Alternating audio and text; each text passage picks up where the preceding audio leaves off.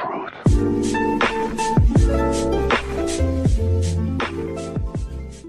Hey guys, thanks for checking out this vlog. I really appreciate you.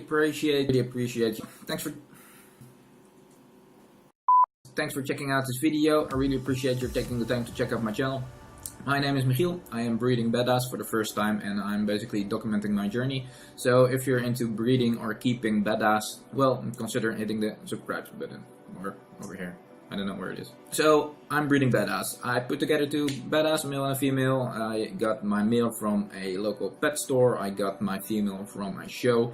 And I'm basically hoping to create my own line. So I basically want my own lineage of betta fish that I think look beautiful, and that's what will make it my lineage, because what I think will make it beautiful will be inevitably, well, it will be present in the fish. I can probably talk for an hour about what I like and dislike about crowntails. I won't get into that now, but if you'd like to see a separate video about that, let me know in the comments below. So I had this goal in mind and I started working towards this goal. I put the fish together and I bred them, and I thought, well, I was 50% there. Well, that ends up not being the case. It turns out to be really freaking hard to raise fry. That can be really frustrating at times. Don't get me wrong, I'm sat on a stool before this tank watching my fish and thinking, whoa, this is so cool.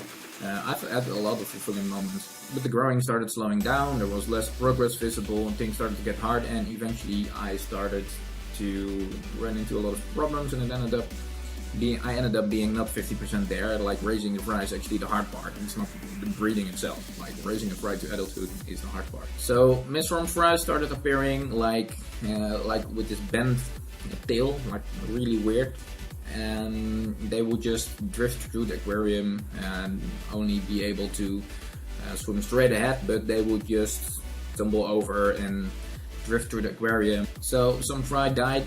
They probably could not swim well enough in order to find food. They could only swim straight ahead and not control where they were going, so that's probably the reason they died.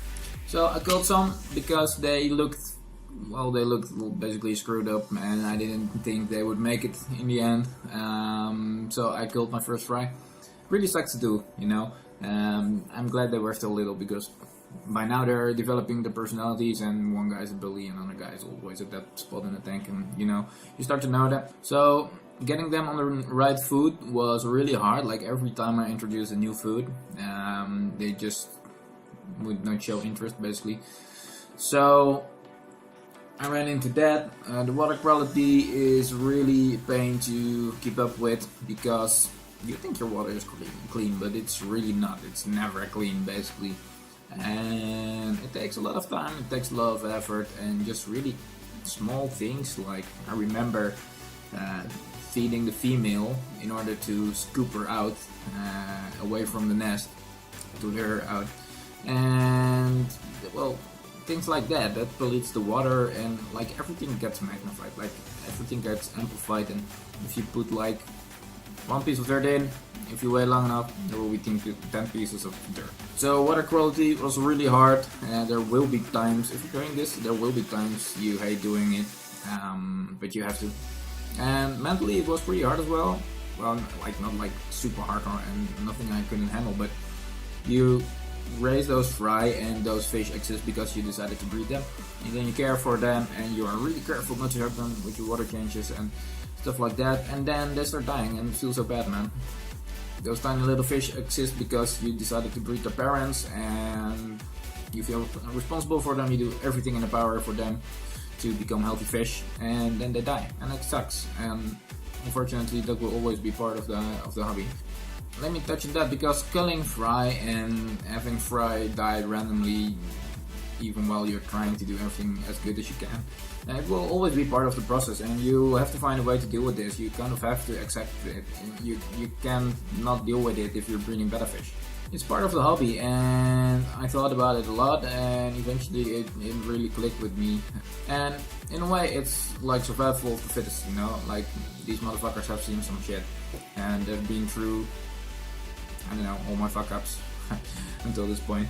So you like, it's sort of natural selection, and that's actually not a bad thing, especially if you're breeding for healthy fish. You want your fish to be healthy, you want to breed the strongest individuals, and the guys that like don't survive the switching of food, or like they cannot get to the food and they die off. Like those are the weak ones that you probably don't want in your line anyway.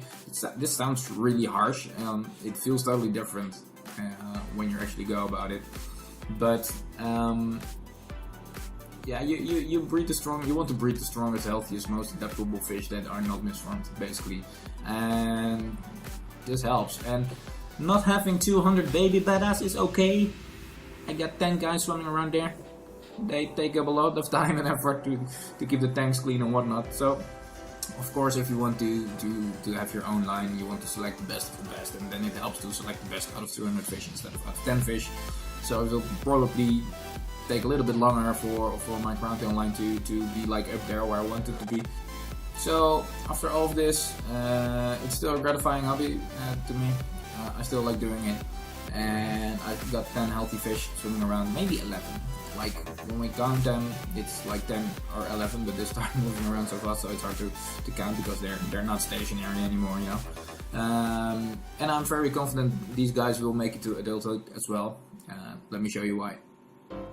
So they're on frozen Artemia right now. That's basically adult food, and that is the reason I think they will make it. They sort of made it until the last food stage, like the boss stage. There's a few things I learned so far. I figured I would share.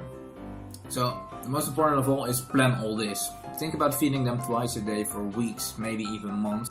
It needs to fit your schedule. I would personally never let two bettas mates just before Christmas anymore, or just before I go out of the country for winter sport. You really need to think everything through. And talking about thinking everything through, before I will die, think about how you're gonna do that, but more importantly, accept that it will happen. You need to find a way to deal with it, because otherwise you will simply not last in this hobby.